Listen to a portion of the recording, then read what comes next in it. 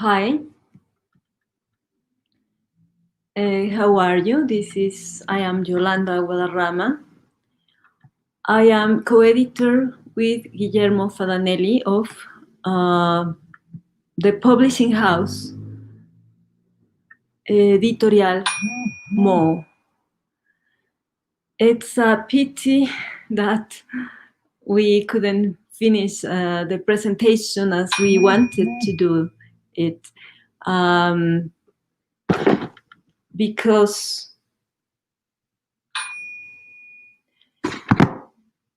there were certain technical matters. Just a moment, I need to check exactly what is happening.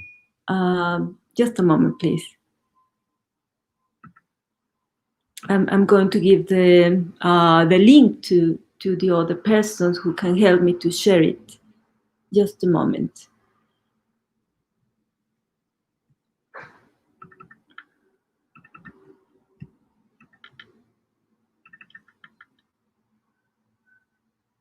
So when we are all settled, we begin the presentation.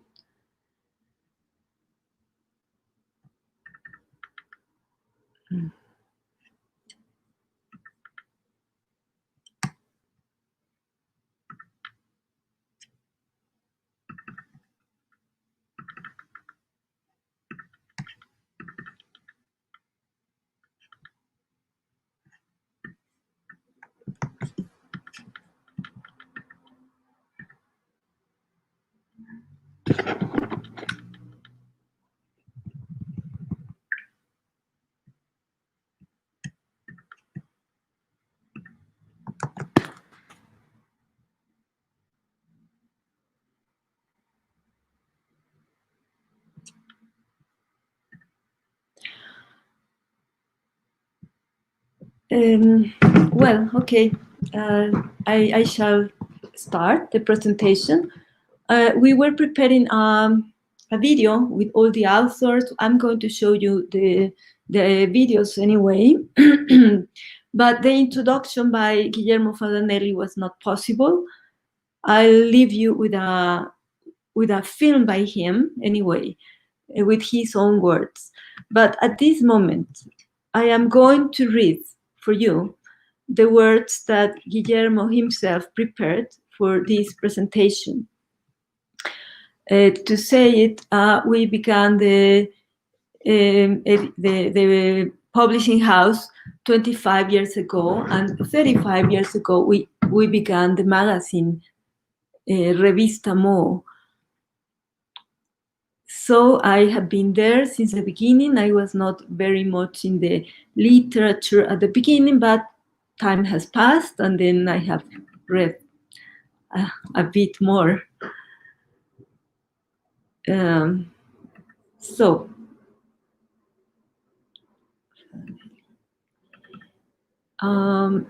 here the transcription. Okay. So this is a presentation by Guillermo Fadamelli.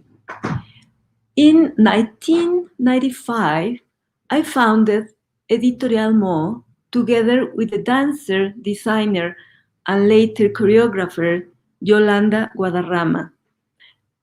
This was the follow-up project of a magazine with the same name, a magazine and an editorial house influenced by Dadaism that would publish young people with all souls, unique voices, very personal voices from the city that had a horizon disappearance. Voices that cultivate creative vices, that cultivate also the body as free land, hedonism, and that suspect we live in an everyday apocalypse in which there's too much communication. We consider literature as a profession, but as a good company of not growing much, as a company. We have not. This was more a kind of self-reliant tribe that would grow only with individual talent, each at its own pace. The intention was to write using first person as a way to hide or lurk. There were no forbidden subjects to deal with, and outbooks were illustrated by artists we admired. I believe that this publishing house has been, for the last 25, 27 years, a place for creative freedom. We were refused, we refused the idea of global village or globalization with a collection of variations and eccentricities. We were all different writers, and in some way we traveled together on this ship and with uncertain horizon. I am Guillermo Fadamelli, that is what he wrote, and he says, I'm a writer, and a writer. And that's the end. Of course, Guillermo Fadamelli, well, is an emerging publisher just for necessity to publish this kind of literature.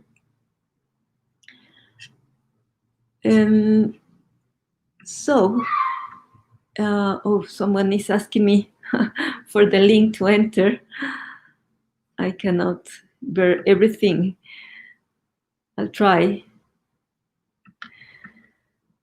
So I'm going to show you a video, a film by an author.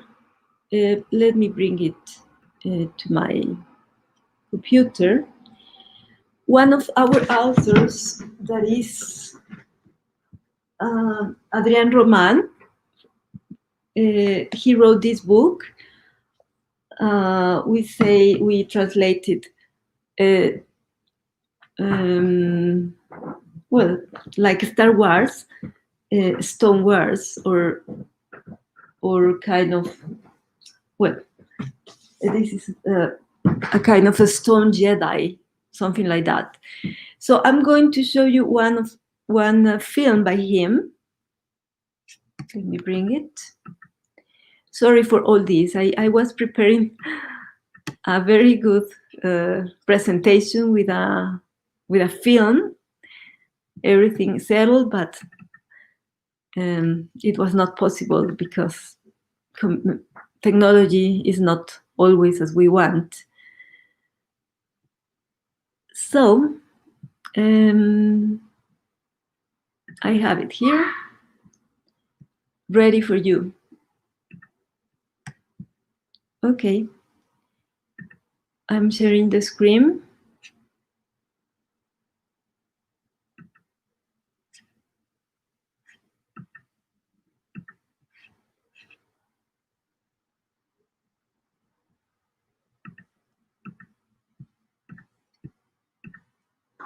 Capítulo W de La Piedra de las Galaxias, publicada en Editorial Moho. Yo soy Adrián Román, soy poeta, cronista y escritor de esta ciudad. Editorial Moho para mí es como un manicomio en donde cada loco escribe su propio expediente. Cuando se acabe el mundo nos vamos a quedar solos tú y yo, pinche ciudad. Esta pinche ciudad es mía, a huevo. ¿Quién más la va a querer? Con ese aliento, con las patas apestosas y los ojos llenos de ladillas, toda manoseada y mal cogida. Aunque ella crea que a mí me da moronas, incluso aunque yo se lo grite, siempre me raya. Me quiere, aún en contra de su voluntad y de la mía. Se le ha entregado a tantos y por tan poco, que ya no hay mucho que pelear. pero yo la quiero. Aunque quisiera largarme, sé que siempre voy a volver o le voy a abrir la puerta, o nos vamos a encontrar. Dios no me dio un hogar para que pudiera conocerte toda, para que tuviera chance de meterme por todos tus orificios. Tú eres mi casa. Mi cuarto no es la alfombra de Italia, ni el sofá del chango, ni el colchón que Luz me presta. Mi cuarto no son las cobijas de Marisol o el sillón del maestro Borja, el sofá de Nelly, ni la camita tan cómoda de Willy, ni la casa del Piolo, del Oso, del José, la cama del Geris o del Severito, ni los cartones sobre los que dormía con mi madre, ni tampoco los cuartos de hotel donde me he quedado con la pinche marrana o la reina. La piedra de las galaxias es una carta de amor al niño disléxico que fui. Y, y pues es como una broma, un abecedario incompleto que habla de mí, de mis padres, de mi adicción al crack, pero sobre todo de todos los miedos que había dentro de mí antes de escribir la novela. Mi casa eres tú que le coqueteas a todos mis amigos, que me has mandado a dar en la madre, que me has dejado sin un peso y con la panza ardiendo de hambre. Incluso cuando no me dejas de otra que rifarme a dormir de a perra flaca en la entrada de un edificio o en un parque, hasta en esos momentos me abrazas y me dejas ver cosas chidas que nadie más ve. Un carro avanzando a una precisa hora del amanecer sobre Avenida Chapultepec. O me mojas con el discreto sudor de tu frente y te ríes de verme caminando despacio y escurriendo tus sucios jugos.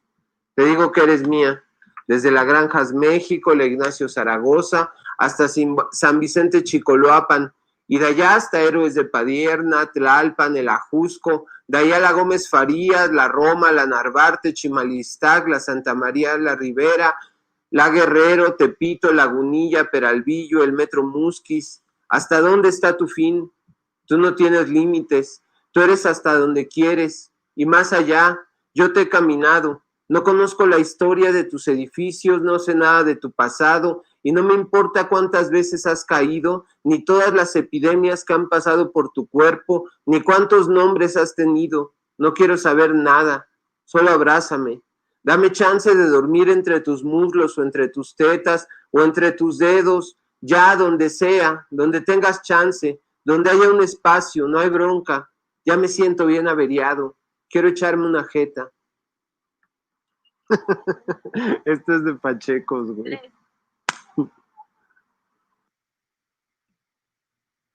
Okay, this was Adrian Roman. Then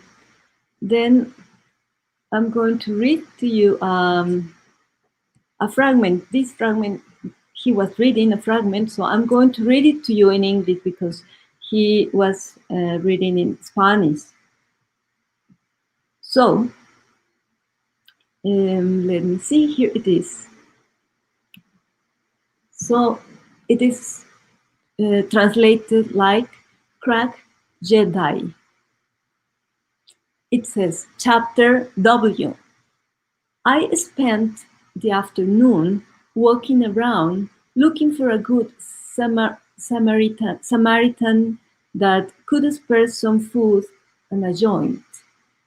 I went through a mental list of the people I know, but none of them would be at any help.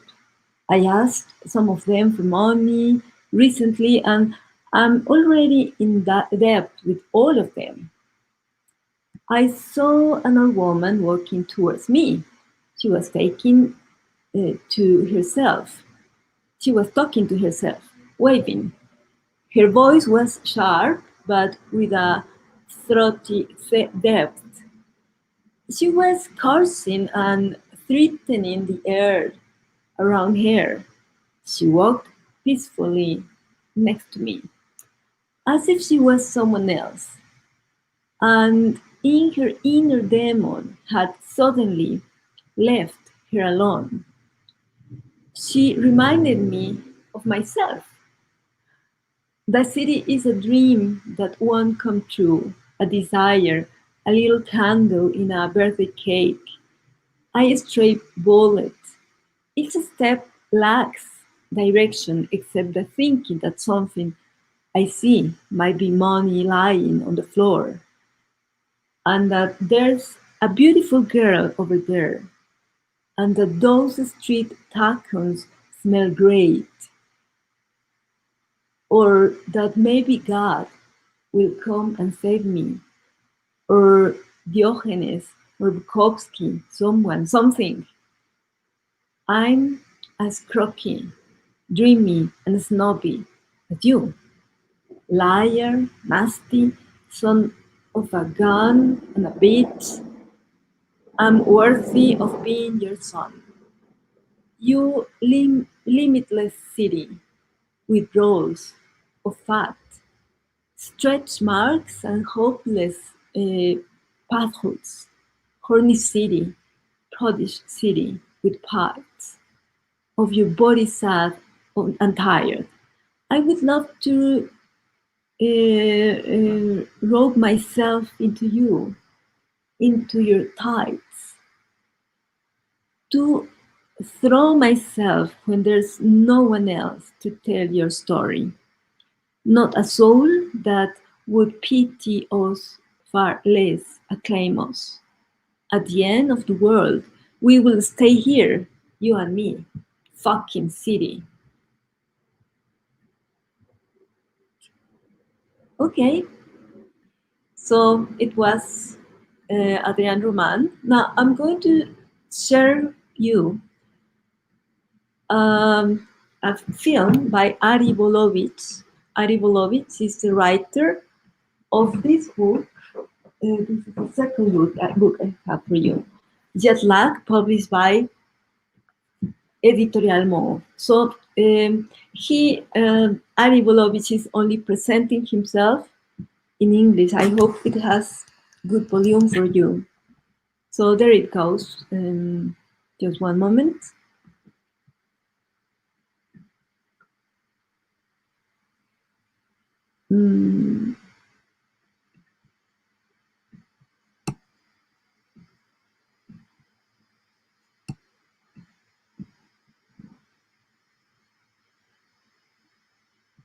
Okay. So this is, well, I'm going to share. I'm not very sure which one I have to share.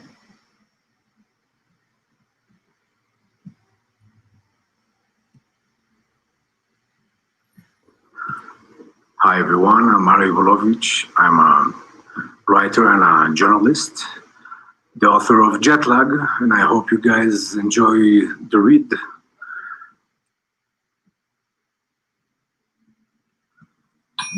The short stories and chronicles that form this book, Jet Lag, are all based on a vision of the main character, which can change from short story to chronicle, on the vision of an intruder in a world that he doesn't feel belongs to him. And this is because of the circumstances of life, because he had to travel from Mexico to Israel and back and forth, and all the face the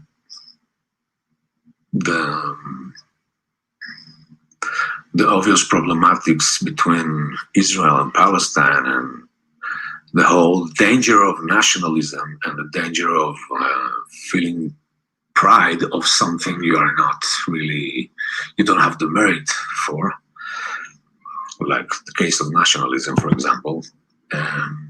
And you can feel that during the whole book, that feeling of detachment and a banished being that observes the world through the eyes of an intruder, of somebody who doesn't belong, really. I hope you enjoy it. I hope, well, basically that's it.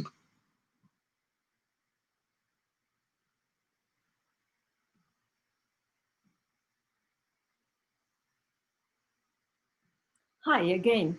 So I'm going to read for you a fragment in English of his book, Ari Bolovich's book, Jet Lag. So here it comes. We who belong to the resistance of the vanished, we who have become colorblind before the waving of flags and military marches, only to be left with discontent and dissent as the mere symbols of a homeland that we acknowledge throughout shared unease. We recognize each other in bars and coffee shops through mirrors that multiply our solitude in our scared corneas. I can clearly see through the binoculars the tears pouring down the grandfather's cheeks. I will always be an intruder, I ponder, as I am unable to even simulate a feeling of sympathy. Even the pigeon's flight has a taste of fatigue in post-war Israel.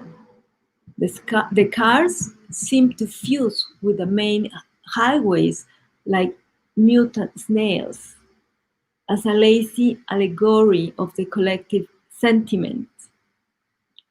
I met Albert the same day I moved to the flat. I heard a knock on the door before I even finished unpacking. He greeted and invited me to his place for some coffee. I have been going there every afternoon since then. He is a 50-year-old plumber of a Moroccan descent. His only remaining family member is his older sister, who lives in Haifa and whom he visits every second Saturday. His parents belong to a wealthy family from Fez who left their belongings in order to flee Morocco and died shortly after arriving in Israel in a car accident when Albert turned 15. And he's been unclogging toilets ever since. He owns a carefree smile, very common in those who live with the certainty of having witnessed the worst in life.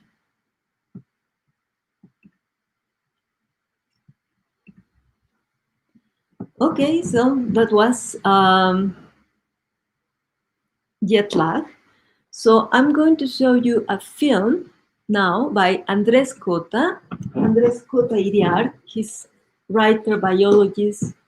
I think also he is a filmmaker, but he'll tell you exactly what he is in his video. So a moment, please, and I show you his film.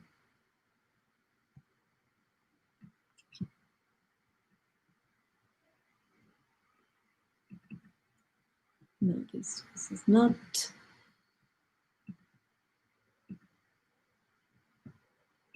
Okay, I've got it. So, ready? So you are gonna meet Adrian Roman. Here he comes.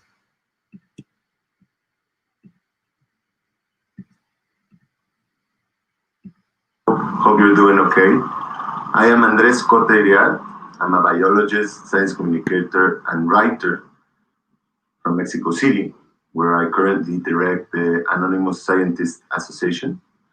I mainly write essays about animals, our relationship to them, our impacts on the planet. But in Cabeza Ajena, which is my first novel, which is a scientific novel, we could call it, scientific fiction, I explore other stuff that is very interesting for me. This is the altered states of consciousness. And I do it by going somehow deep into two aspects. One is the psychedelic drugs, and the other one are the near-death experiences, which has been suggested. Maybe they're correlated in a sense. It has been proposed that when we're dying, when we're near to the point of dying, our brain, instead of shutting down, has like a quick burst of activity, a very high quick burst of activity, where a lot of neurotransmitters are secreted and are playing their role. And one of these neurotransmitters could be a kind of DMT, endogenous DMT, that help us to go through that process, which could be, that is for sure the most stressful process for a conscious being, dying, right? So in the book combines, I think it's interesting because it combines different styles and narrative genres. It's fiction, the story is fiction, but it has a lot of non-fiction in it. And the structure combines layers. It's divided in three. The structure is divided in three different layers. Every chapter starts with a monography, like objective information about the substance, the psychedelic drug that will play, that will have a role in the fictional chapter where some characters experiment with it. And then at the end of each chapter, there's a testimony of somebody that has had a near-death experience. And they go combining through the dramatic art. And at the end, I think they apport a general thesis about the theme, which I find interesting. I have to say that it's a fun book. It was a fun book to write and to research.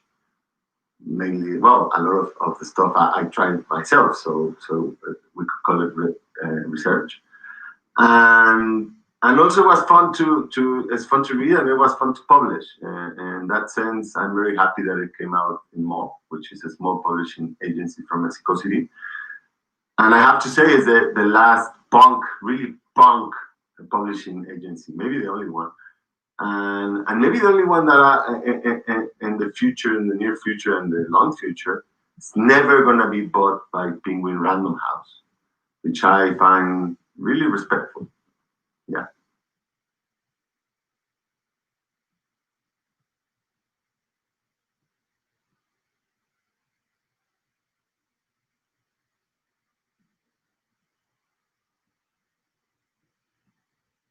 Well, I think I didn't share the film. Maybe I was looking at the film myself. Sorry. I'll try again. Maybe it was not correct.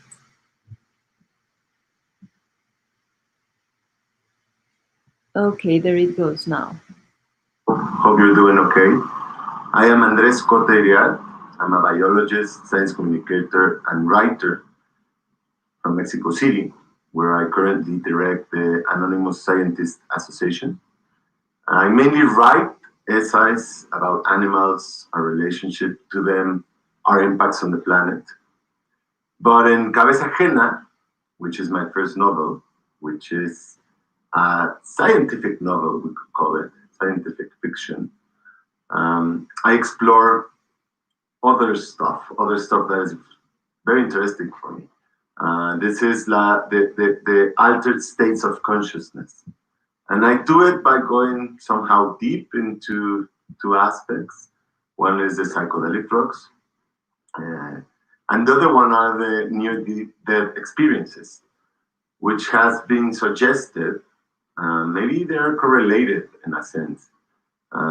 It has been proposed that when we're dying, when we're near to the point of dying, our brain, instead of shutting down, has like a quick burst of activity, a very high quick burst of activity, where a lot of neurotransmitters are secreted and are playing their role.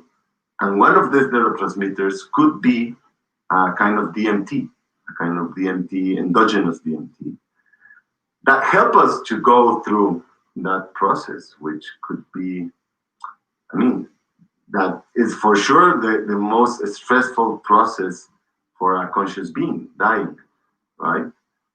So in the book combines, I think it's interesting because it combines different styles and narrative genres. It's fiction. The story is fiction, but it has a lot of non-fiction in it. And the structure combines layers. It's divided in three. The structure is divided in three different layers.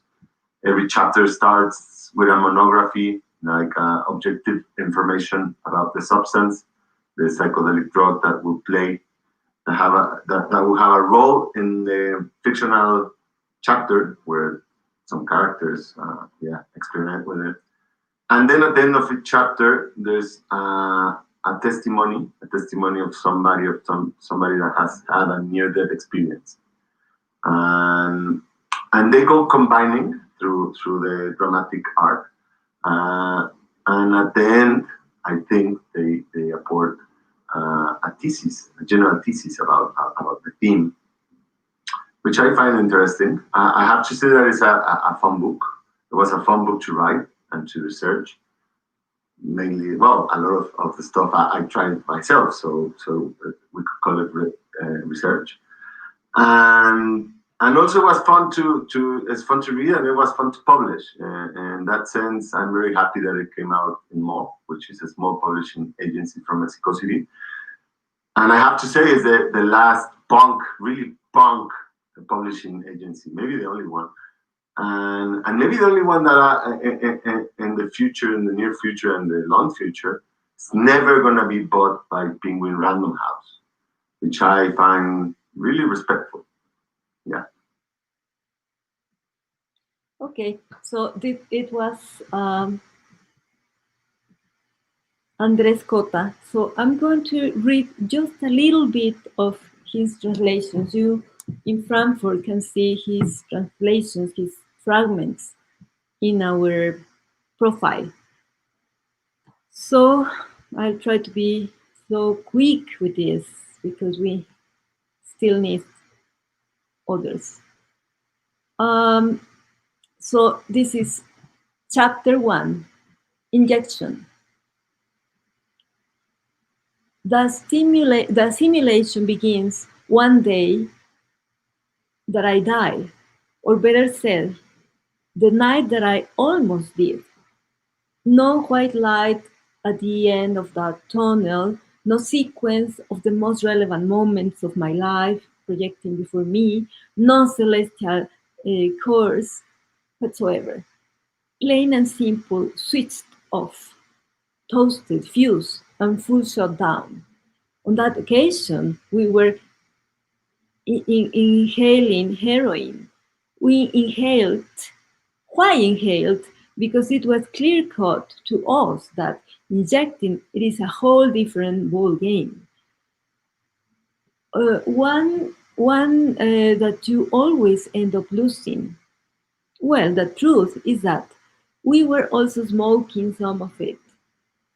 The damp and acrid smoke dragging us farther and farther away, tingling in the palate, hate breath, and ace-goose pleasure filling every inch in me.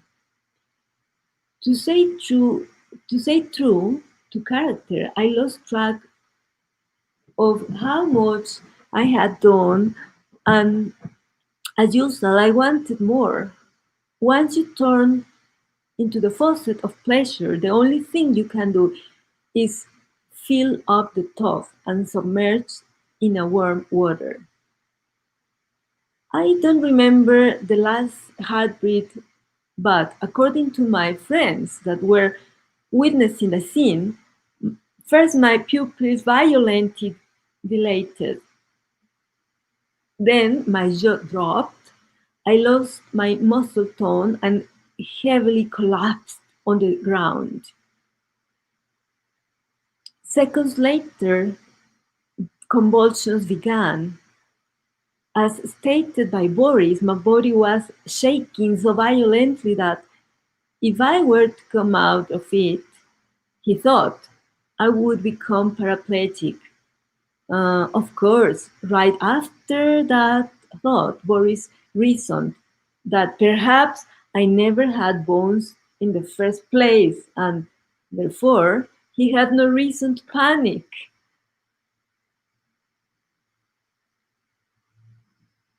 Okay, so there's a lot more, but I stopped the reading by Andres Cota. And then I'm going to show you a film by Valmori. Let me bring it and I show you his film. Valmori wrote this book that is Ascopolis. He is a very special person and character inside and outside his book. And you will see his own presentation.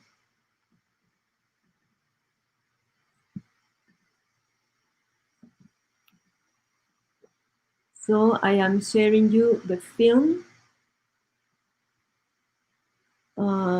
in my computer.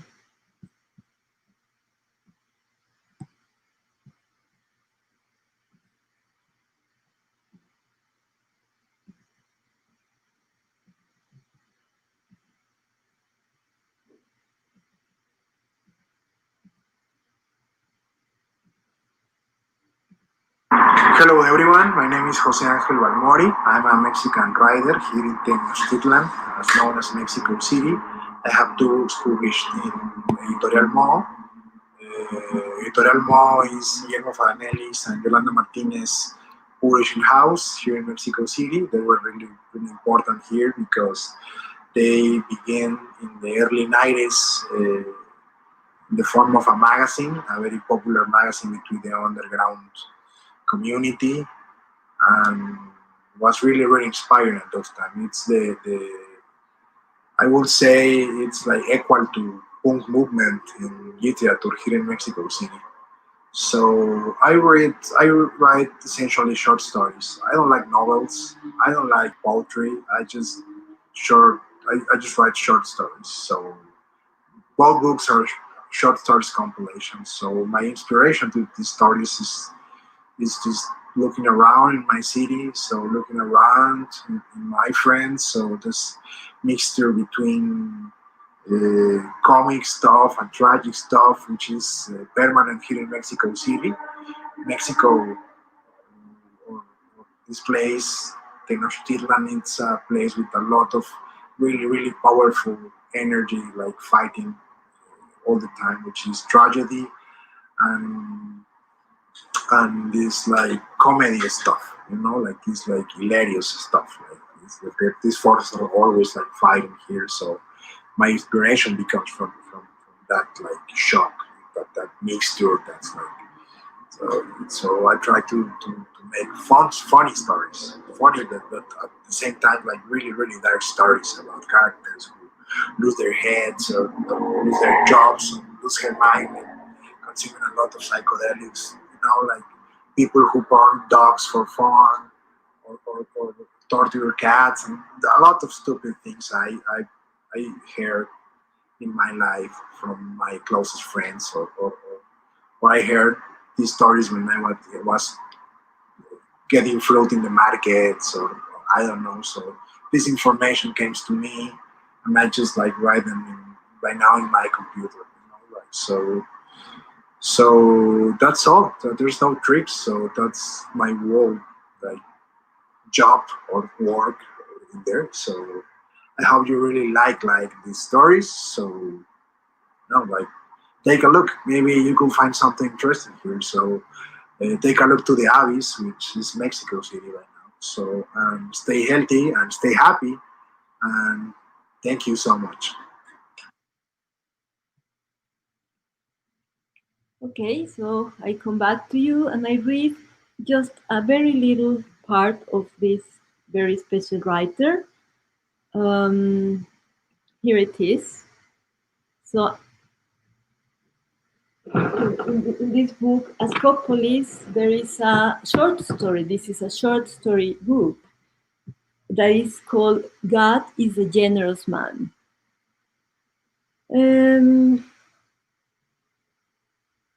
So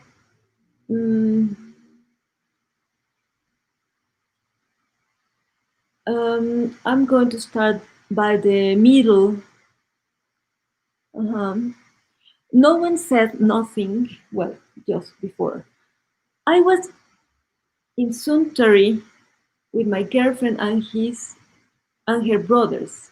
I was counting my money with my fingers, bill by bill, and I see my 65 pesos Cuba Libre that had arrived at my table some minutes ago.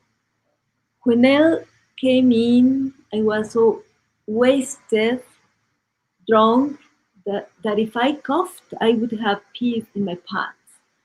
My girl came closer and greeted me, kissing me on the cheek, a kind of inverted Judas kiss. I lighted a cigarette and told with a clumsy but strong voice something that I am sure I shall never repeat. Ask whatever you want. Today you are my guests. I was poor and I had a check, but no one said nothing. Even when I was a blabbermouth, I continued ordering the waiter, bring us a lobster, a fat one. I asked for another Cuba Libre, and I told Elle, you are gonna love the lobster. Here they have the best of best. Light words for a man stealing ham and bread from her aunts. As restlessness was already alarming, she nervously drummed her fingers on the table. She looked at me with her strange bird eyes. She wanted to rip my head off. I reacted to her reproach with an unexplainable stare of sweetness. The waiter brought a huge lobster. I don't know if my multi-drug condition exaggerated its measure, but it was gigantic. Later my suspects were confirmed. Here's your lobster, sir. It weighs 2 kilos 750 grams. The animal moved slowly. I could almost feel the beats of its heart fading. My pupils were focused on that strange damn thing that was about to cross my throat. I cursed it and brought my mouth quite close to its head, and I chanted in a patronizing way. We are gonna eat you, little whore. We are gonna bite you to eat you alive. Tomorrow you will be in the palm of the Lord. Easy, little whore, easy. You'll see. God is a generous man. Okay, I could continue, but you shall have curiosity about it. So then I am going to show you another film that is by Enrique Blanc, who wrote Sudor, Añejo y Sardina, Oil, Sweat and Sardine. So let me bring it and I share it with you.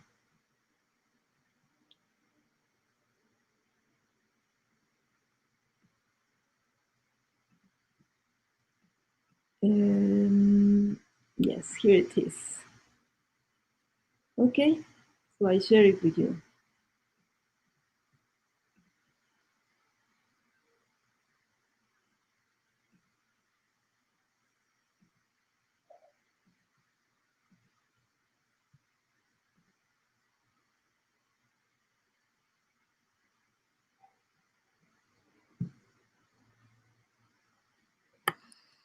Literary works. I have published 3 short story books, 2 of them with Editorial Moho, this editorial from Mexico City.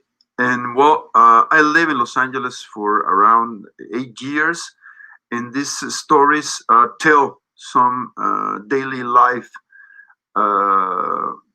experiences that I witnessed living in LA and also coming and going to Mexico City and some other Mexican cities, and especially Tijuana, the border.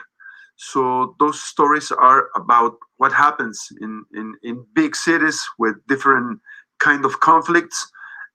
I love big cities, so Sudor, Añejo y Sardina, that's the title. Old Sweat and Sardine could be the translation. Reflects all these stories that I have witnessed during those years. Thank you.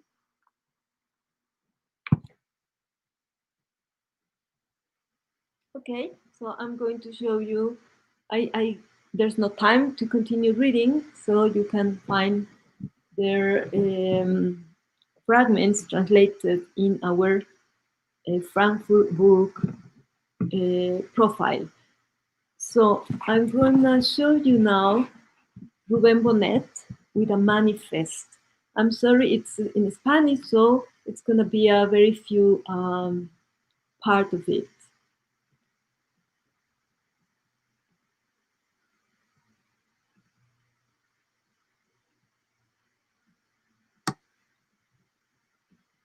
So here it goes.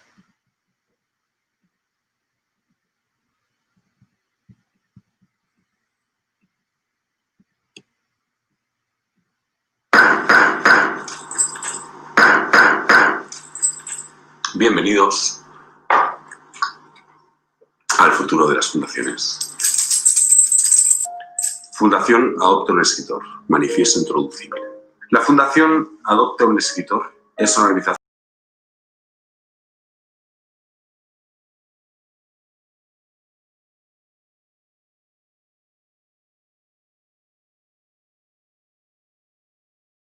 ensayadas en la vida. Y después también de haberlo pensado mucho, no hemos encontrado ninguna otra organización en el mundo a la que nos gustaría pertenecer. Todas son un asco. De manera efervescente nos declaramos primordialmente situacionistas. Y sabemos de antemano que eso no significa nada. Nada que valga la pena, me refiero. Nuestro eslogan: la lucidez espanta, la idiotez nos mata. Sin embargo, padecemos una flaqueza irresponsable por toda la parafernalia que rodea a los aperitivos y hacemos gala de un excelente sentido del humor. Como muestra de esto último, también nos tenemos preparado un magnífico previtacio. Gozamos de una mala salud de hierro. A ver. La Fundación Adopte es un enigma. Okay. Este enigma goza de una gran ventaja sobre todos los... I stop this screen because this is in Spanish, and today we are addressing in English for the Frankfurt book here. But this is the book, Haikus Maniacos. These are manifest and other crazy literature that he usually writes. Okay, so the last one that I'm going to show you of Editorial Moho is a brief interview by Daniel Herrera, who wrote, "I would like to be like John Fante." Then it's also in Spanish, so I'm going to show you just a little bit. I hope very, very soon I upload the video that I wanted to do for this presentation with complete subtitles. I'm sorry I didn't do it at the moment. So wait a moment, I find it. Here it is.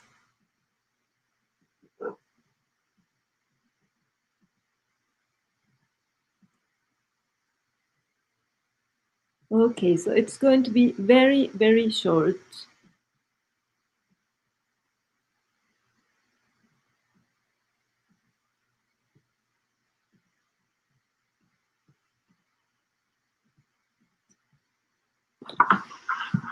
Hola, buenas tardes. Mi nombre es Daniel Herrera, vivo en Torreón, Coahuila, México. Soy escritor, pero también profesor y músico. Tengo 41 años, 2 hijos y 4 libros publicados. Me he dedicado a escribir porque me es imposible evitarlo. Y también porque creo que el arte es la única actividad que nos separa de las bestias y nos da un ápice de humanidad. Cuando comencé a escribir Quisiera ser John Fante tenía 21 años. Es una novela que nace de la ingenuidad que da la juventud. Quedó dormida durante más de 10 años y cuando regresó a mí estaba yo a la mitad de mis 30. Entonces entendí hacia dónde... Okay, so it was just a very little bit. We have very few time. Yes, I'm going to read you a very short fragment of his, because we also have him in English. So it is here. Just a small fragment. So I would like to be John Fante, chapter 8. Today, I've been thinking about my mother because I don't feel like going to work. She always grabbed her way to the office while my father was drinking from his brandy Don Pedro's bottle and chit-chat about the revolution. He permanently came to the conclusion that the family, it was the worst thing has ever happened to him, and he would go to the south. He wanted to start the revolution there. Then he took a sip and lighted up and made a statement about the imminent revolution.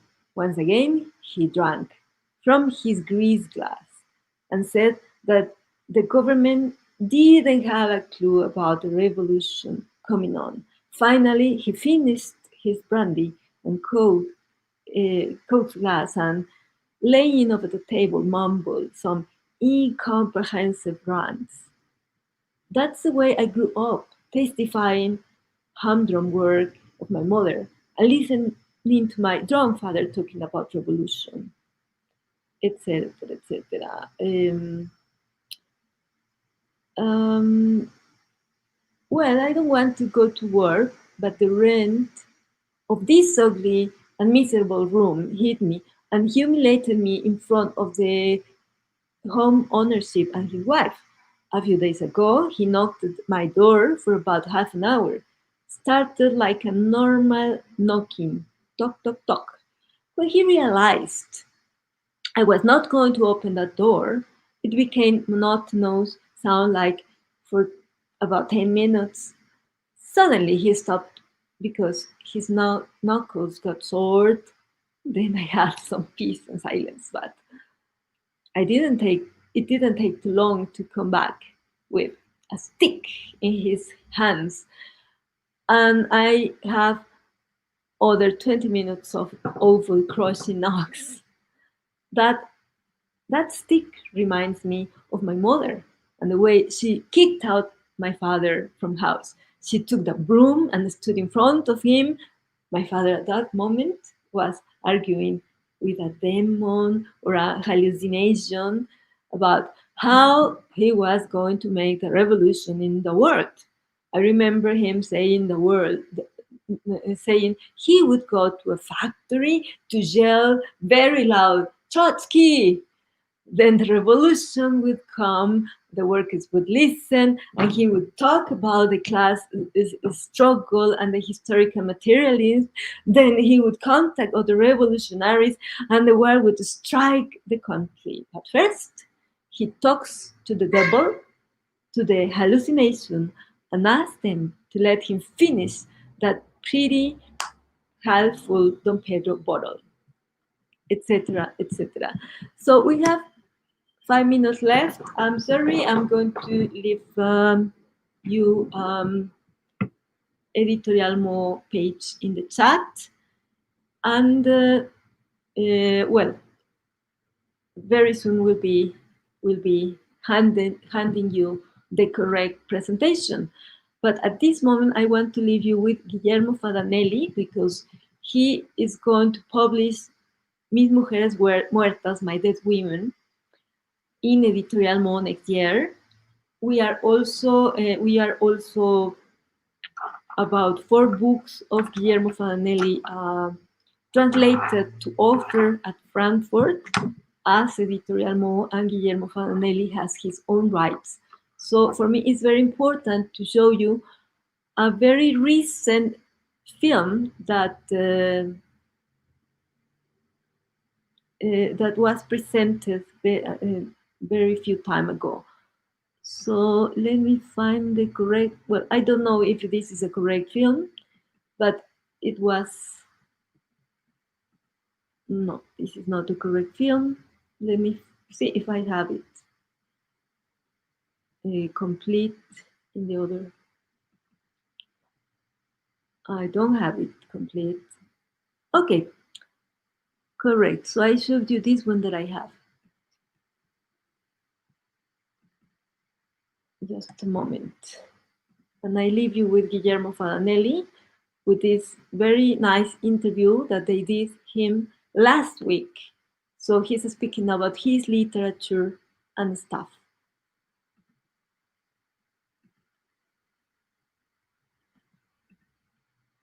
I thank you very much for coming to see this event, and I'm sorry for having had just some problems with my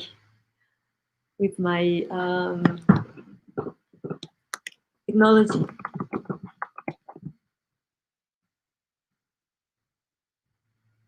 Okay, here it goes. I share Guillermo Fadamelli with you, and he will finish this this presentation. Thank you very much.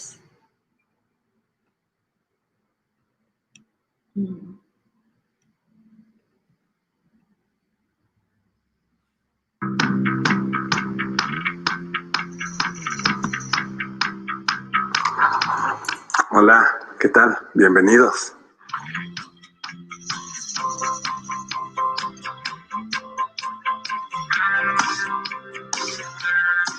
Soy Guillermo Fadanelli, escritor, ese es mi oficio.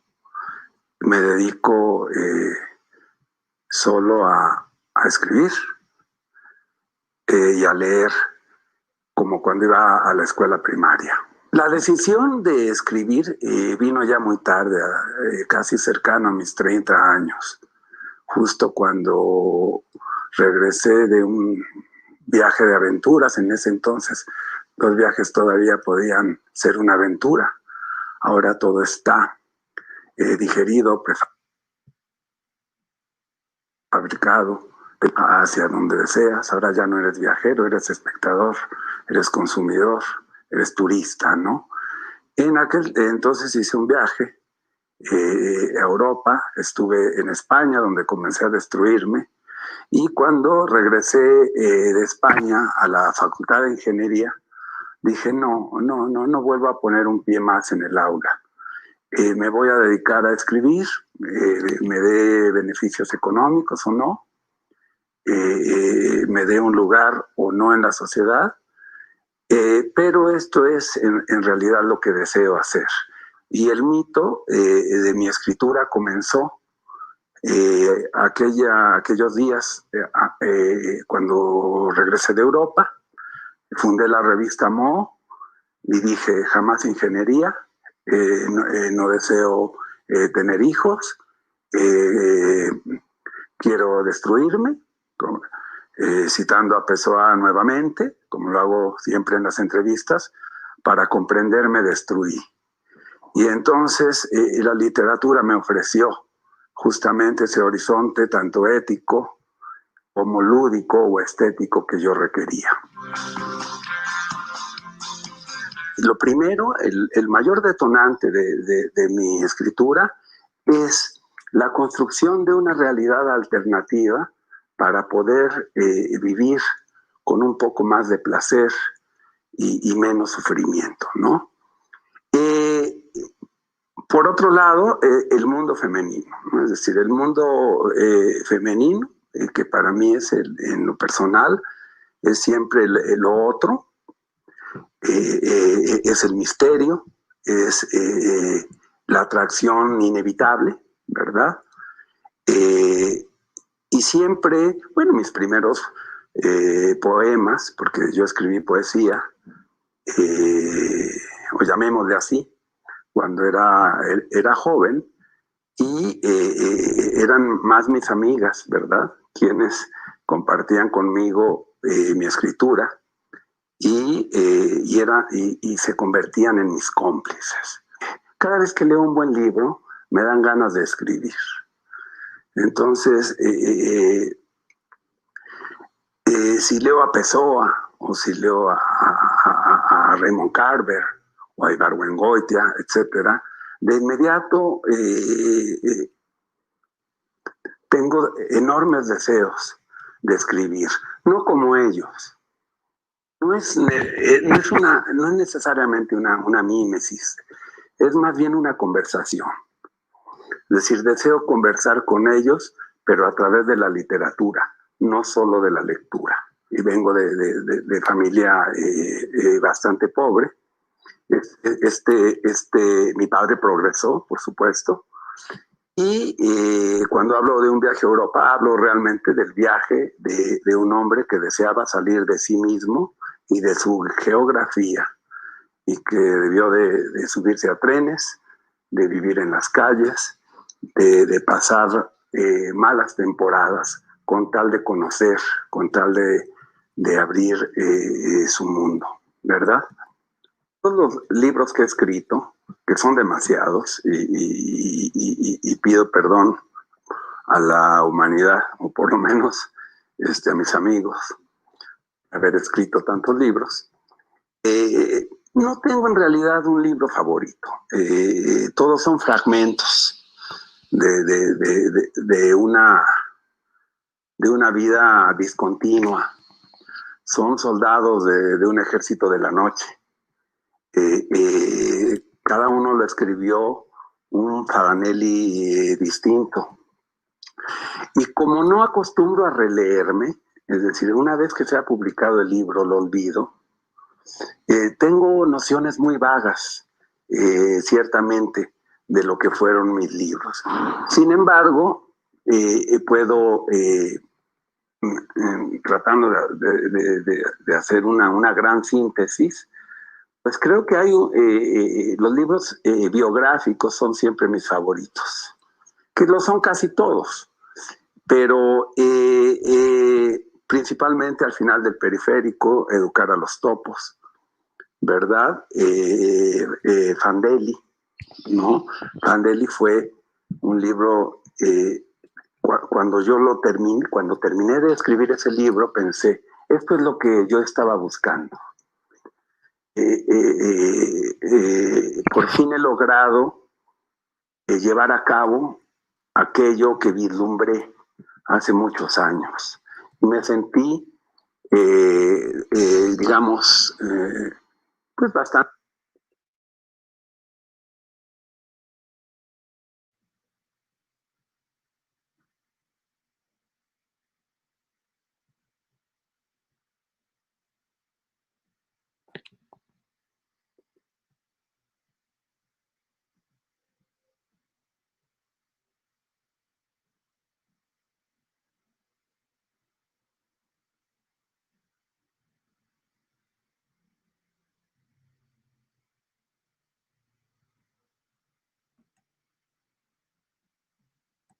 Okay, that was it. Thank you, everybody, for being here. And thank you, Arturo. Hello, Abraham, Nicolás, Gil, Guillermo de la Mora. Thank you, Delia, for being there. And I hope this streaming arrives to many people and to the ones who want to really listen to it in English, to listen to this Mexican literature in English. Thank you for being here, and from Mexico and from Editorial Moho to the world with all the books that we have published and Guillermo Fadamelli's books as well. Right? Of course, we have about 30-something books that we didn't bring today to the Frankfurter Buchmesse. Okay. Auf Wiedersehen.